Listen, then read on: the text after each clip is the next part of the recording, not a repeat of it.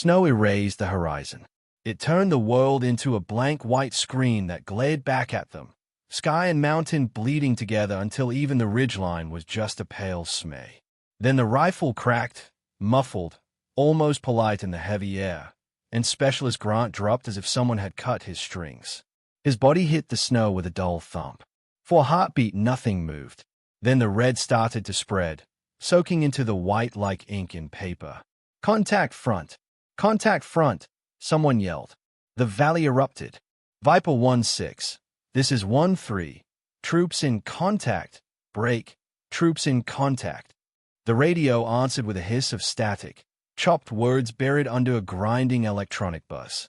Other voices piled over each other.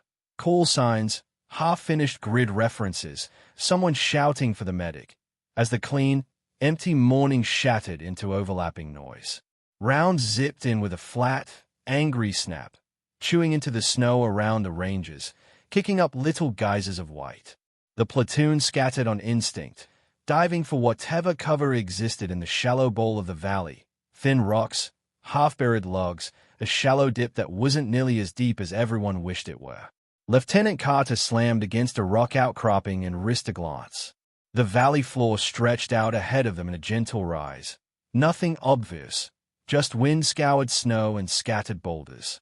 Above, the ridges curled inward on both sides, rising steep and unforgiving, sheer faces broken by narrow ledges and dark scars of exposed rock. He couldn't see a single muzzle flash. "Where the hell are they?" he muttered. On his left, Staff Sergeant Torres was already barking orders, voice riding the chaos with practiced volume. "Gunners, up! Put rounds on that high ground, left and right. Don't care if you can't see 'em. Make 'em keep their heads down." Private King, one of the machine gunners, swung his weapon toward the left ridge and started sending long bursts into the rock and snow. Hot casings spat into the drifts. The gun's harsh chatter filled the air, but it felt small against the invisible precision picking them apart. "Doc! Doc! Over here!" someone screamed. The medic, Nash, was already moving. He skidded on his knees up to Grant's crumpled form, hands plunging into the red, fingers searching for something to clamp, to pack, to fix. The air around them snapped and whined as rounds passed close, kicking up spouts of snow inches from his boots. "Stay with me, man. I got you," Nash muttered, not sure if Grant could hear him, not sure if Grant was even still in there at all. Snowflakes spun in the air, catching on Nash's eyelashes, melting against blood-wet gloves. "Raven, this is Viper 1-6. Break. We are," Carter shouted into the radio. Static ate the rest. It wasn't just terrain. It felt heavier than that, a dirty buzzing weight that sat on the net and wouldn't move, flattening everything into meaningless noise. Another shot slid into the valley from somewhere high and right, deceptively soft. A neat, white puff appeared on the rock that Sergeant Miles was about to sprint toward. He flinched back, pressed flat, then tried to move again. A second round stitched the snow just forward of his chest, a third snapping exactly where his head would have been if he'd committed to the run. It wasn't random. Someone up there was walking rounds around him with surgical calm. Miles swallowed, tasted cold and copper, and crawled back the way he came, humiliated and very aware that whoever was on those ridges had decided to let him live a little longer. Red blossomed somewhere else. Man down, right side," Torres shouted. Nash swore and looked up from Grant. The casualty on the right was sprawled half on, half off a rock, one leg jerking in the snow. Nash's brain did the calculation. Distance, cover, number of impacts already falling into that space. They were going to get killed in sequence, one by one, like targets on a range. He pulled Grant into what passed for cover and went anyway. The medic sprinted, low and crooked, slipping over slick patches, tasting adrenaline in the back of his throat. Bullets chased him, closer, closer, tracking his movement with frightening discipline. He could feel the air move next to his cheek. One round clipped the top of the rock ahead of him, showering his face with splinters of stone and ice. He threw himself down beside the second casualty, hands already moving, not thinking about the fact that he was fully exposed in a bowl of white, every dark patch on his uniform a beacon. Up on the ridge, a man with a rifle settled the crosshays a fraction lower, just enough to finish the medic. His breathing was slow. His trigger press was steady. He loosed a shot. Another shot cut through the valley at almost the same instant, coming from a different angle and higher still. The enemy sniper's head snapped sideways. The round meant for Nash never arrived.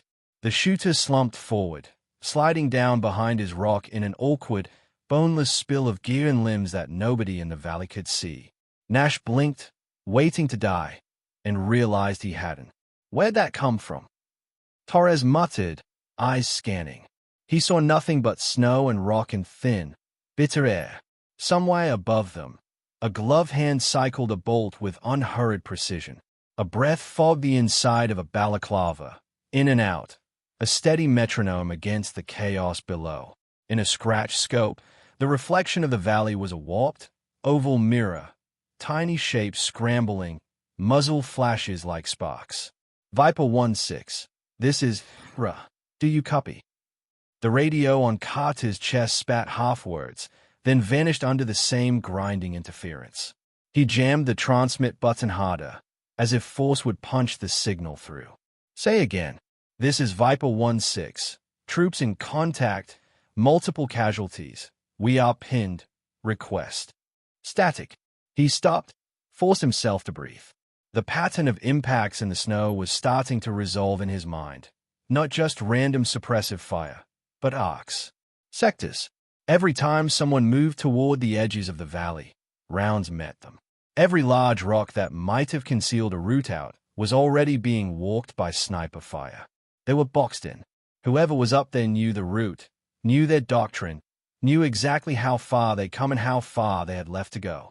Downhill, Private Ellis, young, fresh, too new for this valley, froze halfway between two rocks, shoulders hunched up around his ears. His eyes were wide, unfocused, like he was watching the situation from somewhere outside his own skull. Rounds whispered around him, a loose halo of near-death. Move! Torres roared, but the word bounced off the kid like snow off armor. Ellis just stayed at the far ridge, breathing too fast. A voice slid into his ear, soft and level, barely punching through the static on an alternate channel he'd forgotten he even had set. Shift right, 5 meters. Stay low. On my count, the woman said. 3, 2, now. Ellis moved without thinking, legs reacting before his brain could get in the way. He dove right, into the shadow of a stunted tree. A round hit exactly where his head had been. Who the hell was that? He gasped, clutching his radio. More shots cracked from the ridges. Another ranger screamed. Short, sharp, cut off halfway. The valley felt smaller by the second, the distant ridgelines inching closer, the snow itself pressing in. Again, the other rifle spoke.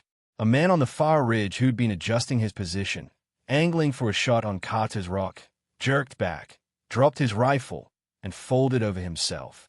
Down in the valley, nobody saw it. They only noticed that the rounds from that angle suddenly stopped. Somebody's hitting them, Torres said, voice half confusion. Who? We don't have Overwatch up, Carter snapped back automatically, even as another carefully placed shot from nowhere snapped the breath right out of his chest. This round wasn't aimed at him, but the next one would be. On the right, a flash of reflected light, just a shimmer off glass, caught his eye. Instinct screamed at him. He ducked as a bullet tore the air above his head. Time stretched out. He turned, saw it, a smear of darker shadow on the far ridge, just wide enough to host a hidden rifle. The understanding came with a sick, cold certainty. This was the one watching him, the one who'd taken Grant, who'd walked rounds around miles. The shape shifted, preparing for another shot, lining up the lieutenant who'd dared raise his head twice. Carter saw the puff of snow from the enemy muzzle.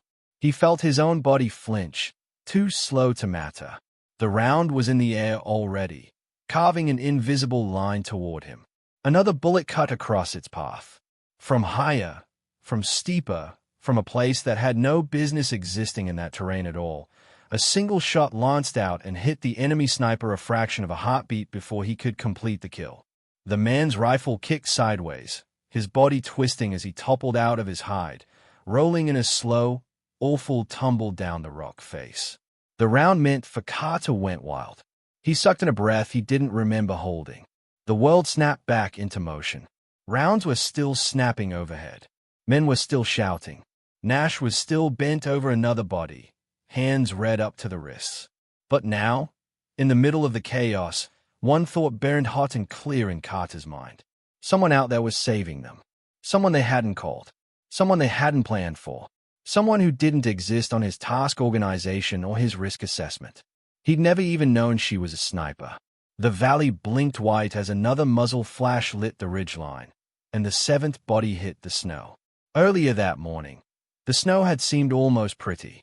The forward base sat hunched in the shadow of the mountains, half its structures crusted in ice, the rest buried in drifts sculpted by the wind. The sky was a solid slab of pale gray. Sunlight filtered through cloud until everything looked like it had been washed in cold milk. Rotor wash from a departing helicopter threw up spirals of powder, shaking the temporary tents and rattling the metal stays of the command shack. Rangers moved through it like they were part of a choreographed dance, checking weapons, tightening straps, stomping the snow out of their boots as they loaded magazines with the fast, sure motions of habit. Inside the briefing room, the air was warmer, smelling faintly of coffee and gun oil. A projector hummed, throwing the ghost of a map onto a makeshift screen. The lines of the mountains crawled across it in thin brown contour intervals, the valley laid out like a shallow bowl in muted white and gray. "All right, listen up," Carter said, tapping the map with a gloved finger. "Task is straightforward. We're hiking to this ridgeline, tap, to the crash site of a down sensor platform. Bird went in last week in that storm. We're to secure and recover the sensitive package before anybody else gets clever enough to go looking." He let the words hang, giving the platoon a chance to absorb the task.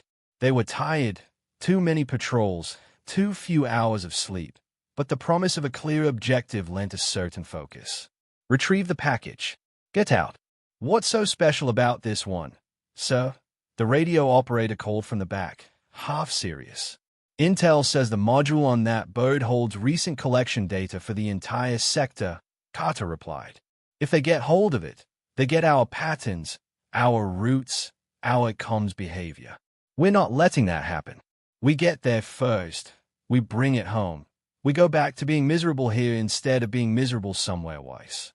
A few chuckles circled the room. "Historical contact in that area?" Torres asked, arms folded. Carter clicked to the next slide.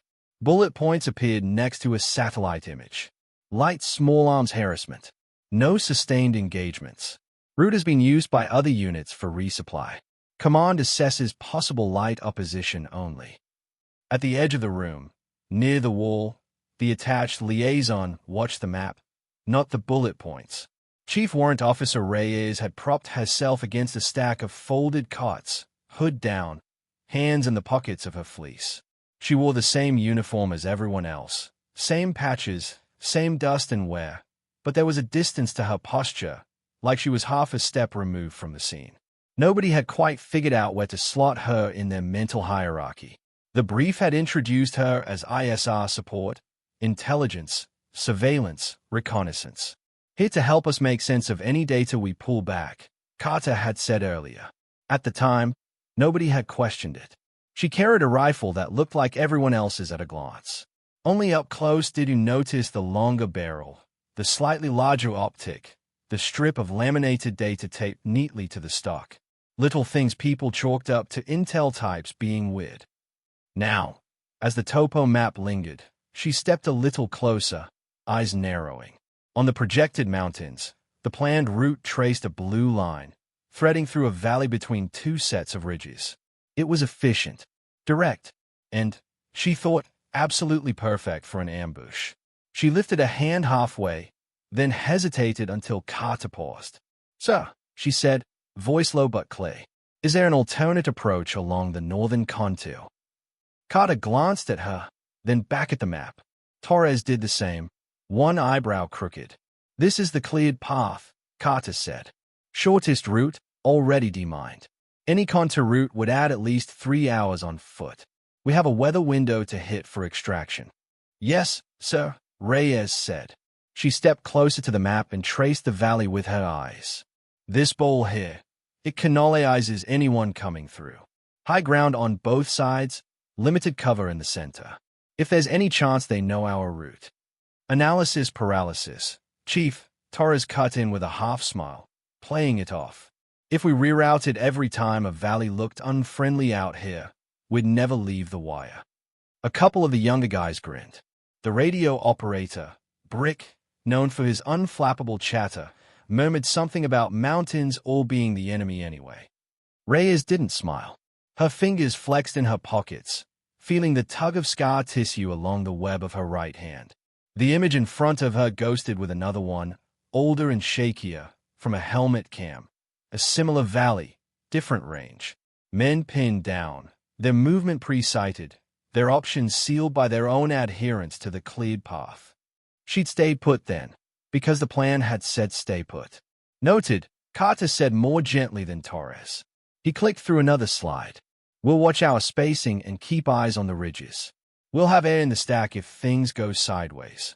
Reyes nodded and melted back toward her spot. Later, in the weapons issue bay, the difference in her rifle was harder to ignore. Rangers moved through the line, grabbing carbines, checking optics, racking bolts with quick snaps. They slotted magazines into chest rigs, slapped them to make sure they seated. Someone cracked a joke about the cold freezing the oil in their weapons.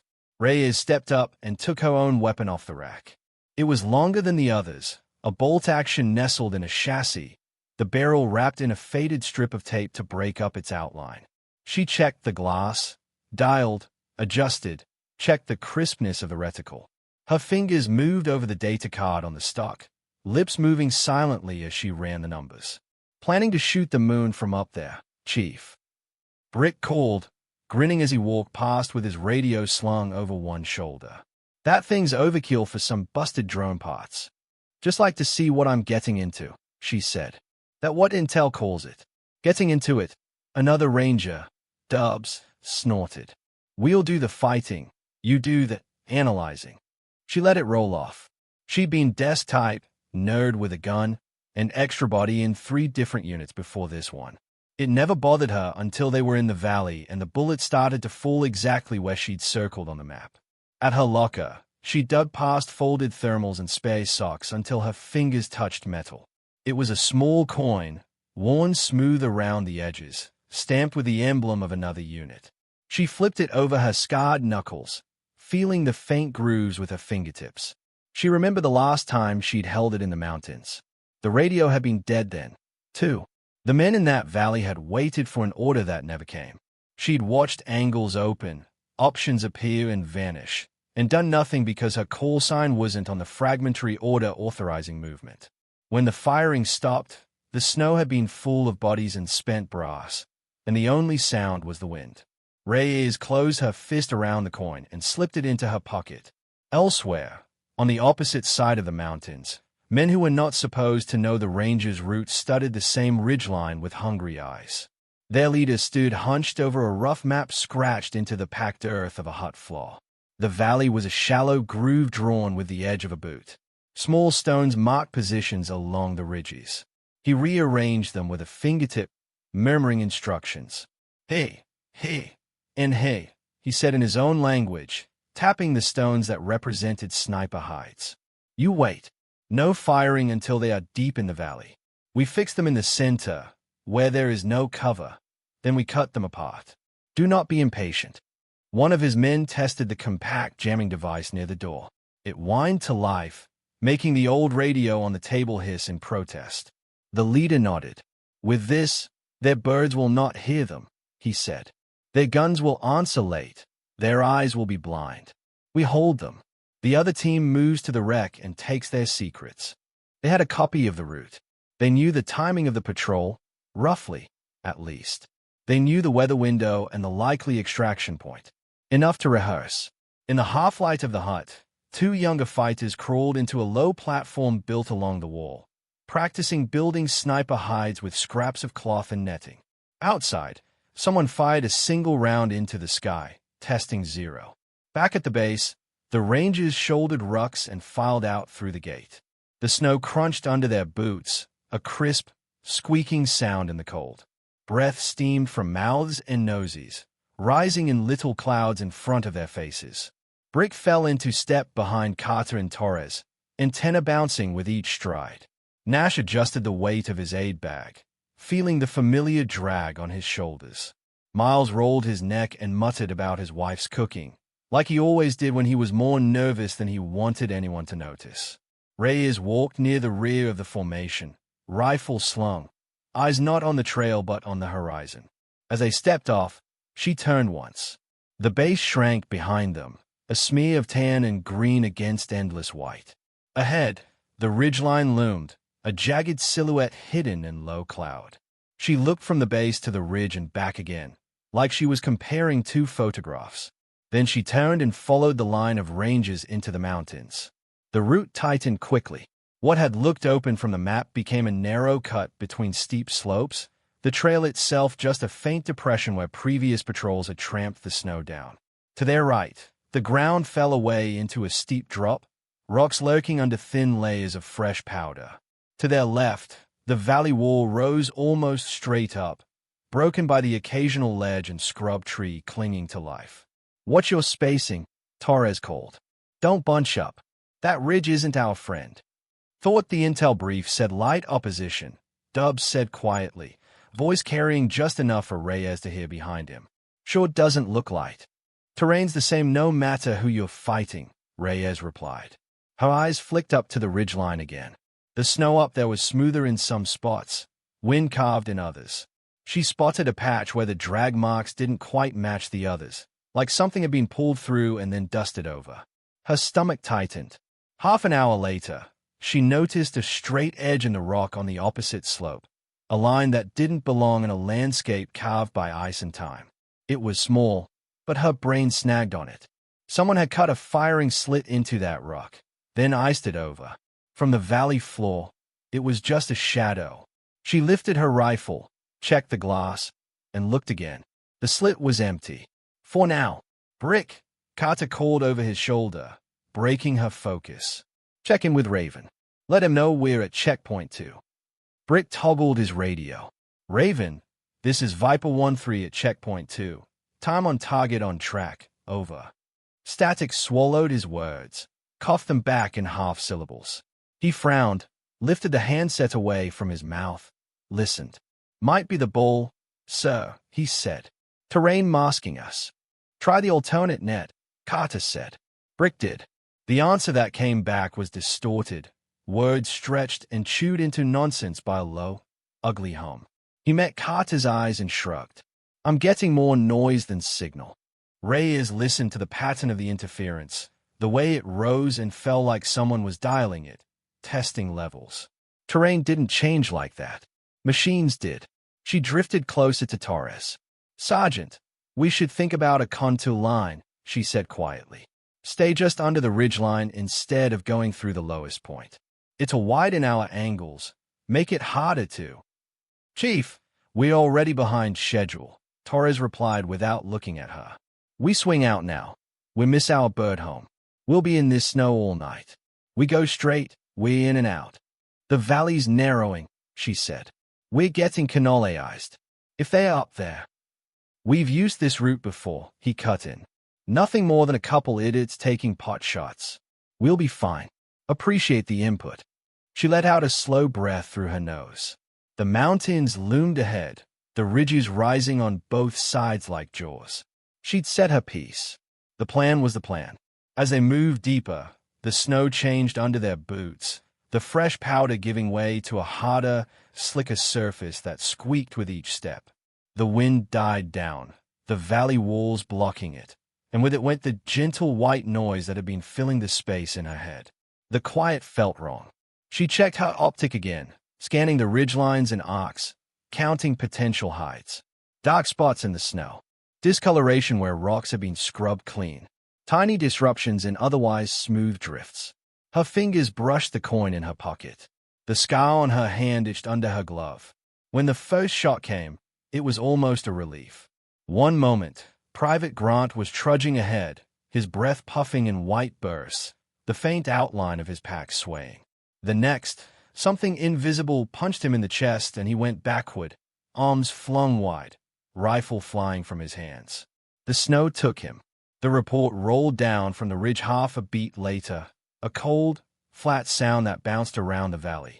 For one long second, everyone stared.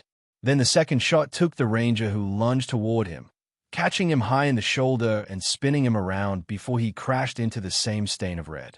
The valley erupted into movement and sound, the air suddenly full of shouting and the high, savage crack of incoming rounds. Men dove for cover that barely existed. The medic moved.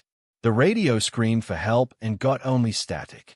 Torres yelled positions. Carter tried to draw a coherent picture out of chaos, and Reyes pivoted, rifle already coming up. She found the first glint on the left ridge, a minor flash off glass that disappeared as quickly as it appeared. Too late to see the shooter, but enough to mark the lane. As she tracked, her brain broke the valley into a diagram against her will. Sectors of fire, overlapping cones, likely heights.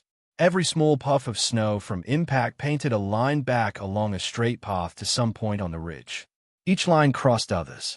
Where they intersected, she put an invisible mark. 7. At least 7. She slid closer to Torres, keeping her body low. There are multiple shooters, she said. Snipers. 7 positions, maybe more. Left and right ridges both. We have to get out of the bowl. No kidding, there's more than one, Torres snapped, then forced himself to look where she was pointing. His breath came faster. You sure about the number? I'm sure enough to bet our lives, she said. We can't stay in the center. We need lateral movement, up along the edge. Use the terrain to break their angles. You see any easy routes? His tone made it clear that easy meant not suicidal under fire. She glanced around. Every obvious path was already getting walked by rounds. A squad on the right tried to shift left. The moment they broke cover, the snow around them exploded, rounds stitching a pattern in the drifts that forced them to flatten and crawl back. Not here, she said. We're pre-sighted. They've walked this valley on their range cards. Another voice cut through the radio, desperate, trying to get higher on the net. Raven, this is Viper 1-6. We are under sniper. Staticate the rest. The underlying hum had grown, the ugly, grinding buzz that rose and fell like someone was riding a dial. It crawled up her spine. This wasn't just terrain. This was a jammer, tuned tight to sit on their frequencies and make them deaf and mute. Brick, try data link, anything, Carter said. I'm getting nothing but trash, sir. Brick replied, eyes wide as he stared at the useless handset. It's not the hills. Someone's sitting on us. Of course they are, Nash muttered, bent over a new hole in another ranger's chest. A shot smacked into the rock inches from Reyes's cheek as she peeked over. She flinched back. A fragment of stone nicked her ear. The next rounds followed the same path, walking in. They'd seen her rifle. They were trying to erase her before she could become a problem. Good, she thought, oddly calm. That means they know what I can do. She shifted position and tried a different radio, clicking it over to an alternate, seldom-used channel. Any station this net. This is Raven Actual, she said quietly. We are under coordinated sniper fire and electronic attack in grid. The interference was worse, hey. A grinding wall of sound met her, drowning her words. She could almost hear laughter under it. That was her imagination, but it didn't feel like it. Below, Miles tried again to move his team. He barely got a meter before a round punched into his thigh, dropping him with a yell. Blood spattered the snow.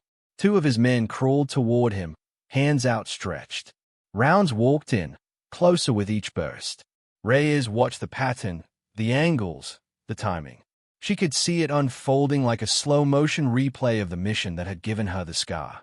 Different valley, same geometry, same reliance on a plan that assumed the enemy was dumber than they were. She could stay here. She could keep talking into dead radios and hope the jammer failed by miracle. She could wait for air that might never get the call. She could bury herself a little deeper behind this rock and hope the snipers ran out of ammo before the rangers ran out of blood. Or she could move. Her eyes tracked up the nearest valley wall. The slope was brutal, steep, crusted in ice, broken by jagged outcroppings and narrow chimneys of rock clogged with snow. Earlier, from the safety of the briefing room, she'd traced that line on the map and suggested it as a contour route. Torres had dismissed it as too steep, too slow. From here, it looked worse, but it also offered something nothing else in this valley did. Height, angle, a sight line down into the hides of the men who thought they were kings of this bowl. Torres met her gaze, reading something in her expression he didn't like. "Don't say it," he snapped. "If we don't take their high ground, we die in this valley," she replied, calm. "You'll lose men for the next 15 minutes until they are bored of shooting bodies. We are not winning this from down here. And you think you're going to do what exactly? Climb up there under fire and fix it?" "Yes." He stared at her like she'd grown a second head. Another round hit close enough to dust the air between them with powdered rock. "We're not in a movie, Chief," he said. "You step out there, they cut you in half." She watched another near hit trace inches from Nash's arm as he dragged Miles back an inch at a time. The medic's breath came in harsh bursts. His hands were slick. Reyes's jaw tightened. "We're already getting cut in half." He knew she was right. That was the worst part. He also knew that if he said yes and she died, it would be on him officially, instead of only in that quiet place inside where you kept the faces of everyone you'd ever lost. Carter was still trying the radio, frustration written in every line of his shoulders. Reyes didn't ask for permission again.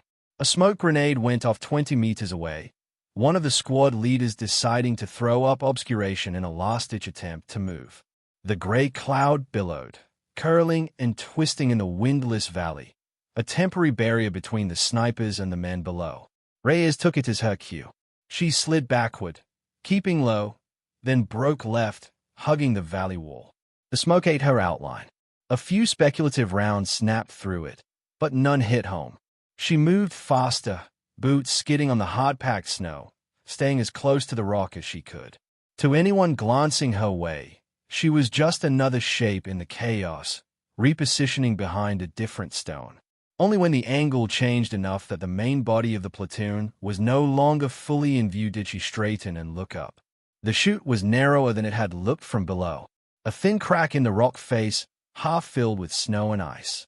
Steep enough that if she slipped, she might not stop until she hit the valley floor again, with a lot more broken bones. "Great route, Reyes," she murmured to herself. 10 out of 10 for difficulty. She shrugged off her ruck and popped the clips with practiced hands. Gear thudded into the snow. She dug through it fast, fingers sure despite the cold, pulling out only what she absolutely needed. One bandolier of carefully chosen rounds, a compact radio, a small water flask, a folded thermal blanket. Everything else she left. Weight was the enemy now. Her rifle stayed with her. It always did. She slung the stripped-down ruck back on and started up. The first few meters were the worst. Her gloves slid on the icy rock, boots searching for purchase in shallow cracks. Snow sheared away under her weight, slithering down the slope in thin avalanches that made tiny hissing sounds. Every movement felt noisy, clumsy, screaming her position to the men on the ridge. Below, the gunfire went on, a constant dull roar. The valley was a soundscape of shouting, exploding snow, and the relentless crack of precision fire. Up here, it was strangely muted, like someone had lowered the volume on the world. Hand over hand, she pulled herself up the chute, using small features in the rock as holds. Her breathing became a controlled rhythm. In through the nose, out through the mouth. Not too fast. Don't waste oxygen. Don't let muscles flood with lactic acid. Just keep moving. Halfway up, at a narrow pinch point where the rock squeezed in, a round snapped past her left shoulder, close enough that she felt the air tug at her jacket. She flattened against the wall, heart jackhammering. One of the snipers had seen something. Maybe the slide of snow she'd dislodged. Maybe a flash of movement. The next round smacked into the rock above her head, showering her with grit and ice. She didn't move. She became part of the rock, every instinct screaming at her to press inward, to make herself small. The angle of the chute helped. Unless someone came to the very lip of the valley wall and leaned over, they wouldn't see her directly below. The firing from that position continued, but the pattern shifted, the rounds probing the wrong angles. The sniper had decided he'd missed a fleeting shot and returned to easier targets. Reyes waited another long 30 seconds, counting her own heartbeats, then resumed the climb. The air thinned. Clouds scraped along the ridgeline, dragging tendrils of mist over her like a cold veil. The valley dropped away beneath her, the men she was trying to save shrinking into tiny, moving dots. A faint buzzing sound cut through the quiet. She froze, head lifting. The noise grew, an insect whine that didn't belong in this empty place. She craned her neck, careful not to overbalance, and saw it, a small, commercial-style quadcopter, buzzing its way along the ridge, camera gimbal swinging as it scanned the valley below. The enemy hadn't just brought rifles and a jammer. They'd brought eyes. Of course they did, she whispered. She scanned the rock around her, searching for any kind of concealment, and spotted a shallow overhang to her right, just big enough for a human body if that body was willing to get very, very close to the mountain. She wedged herself under it, pressing her chest into the cold stone, tucking her rifle tight against her. The drone buzzed overhead, its sound growing, then fading as it moved along the ridge. For a second, it hovered, camera angling down toward the bowl. From this angle, she could see only its underbelly, silhouetted against the pale sky. If the operator panned even a little too far toward the cliff where she clung, she'd be a dark smear against snow. She held her breath. The drone drifted on, following its lazy arc. Whoever was flying it had eyes full of men in the valley and didn't bother searching the vertical spaces that normal people avoided. It vanished into the gray. Reyes exhaled slowly and rolled out from under the overhang. Near the top, her boot slipped on a patch of black ice hidden under fresh snow. Her leg shot sideways. She lunged for a handhold, fingers closing around a protruding rock with so much force that her knuckles popped. For one nightmarish second, her body swung out, the valley yawning beneath her. Her rifle slammed into the rock with a sharp, sickening crack. She hauled herself back into the chute and braced, chest heaving. Her eyes immediately went to the optic. A spiderweb of cracks bloomed across the left side of the lens, a jagged fan spreading from one corner. She turned the rifle, angling it toward the light, checking. The right side of the glass was clear. The reticle was still crisp. The center was intact. She ran a finger along the adjustment turrets, checked the clicks. No play. No mush. Okay, she said breathlessly. We can work with this. She'd shot with worse. In training. In places she didn't talk about. In conditions where the difference between a clean sight picture and a broken one had been academic compared to the violence around her. The trick wasn't to fight the damage. It was to ignore it. Trust the center. Forget the rest. She made herself do a quick test, picking a rock on the opposite slope and dialing a guess at the distance. She sent around, watched the impact through the fractured glass. It landed exactly where the dope said it should. The optic held. That was enough. The last few meters of the climb turned into a crawl. The chute opened onto a narrow ledge barely wider than her body. She eased onto it, belly to the snow, fingers digging into the crust to anchor herself. Then she looked up and saw the valley from above. It was like looking into the cross-section of a trap. The rangers were scattered along the floor, tiny figures huddled behind laughable cover. Their muzzle flashes winked as they fired blind at ridgelines that offered them nothing but deceptive shadows. On the left and right ridges, the enemy hides became obvious from this angle. 7 key positions, each tucked into depressions, behind rocks, under brush that had looked natural from below. From here, she could see the sticks holding up the camouflage, the slight scoops in the snow where men had dug in. Off to one side, on a saddle of ground slightly lower than the main ridges, a small cluster of figures huddled around a squat antenna bristling with short, ugly metal. One man knelt by a ruggedized tablet, another adjusted a cable. Every time he did, the radio on the valley floor howled. Farther along the ridge, moving away from the valley and toward the broken skeleton of a distant slope, she saw another line of fighters, less careful, carrying heavier packs. One of them pointed at something beyond the horizon she couldn't see from this vantage. The crash site. The sensor package. They weren't just trying to kill the platoon. The snipers and Jammer weren't the main act. They were the distraction, the anchor. The real play was unfolding in the distance, where an assault team would reach the wreck, strip it of anything useful, and vanish into the mountains while the Rangers died making desperate calls nobody could hear.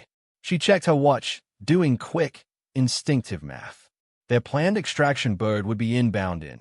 She glanced at the mission timer they'd started when they left the wire. Less than 90 minutes. The assault team had maybe half that to make the wreck and get out. If she didn't unwind this kill zone fast, the patrol died, the package was lost, and the enemy walked away with data that could get a lot more people killed on a lot more mountains. The cold bit deep into her elbows and forearms as she dug out a firing position. She pressed her body into the snow, packing it down with her weight, making a shallow trough.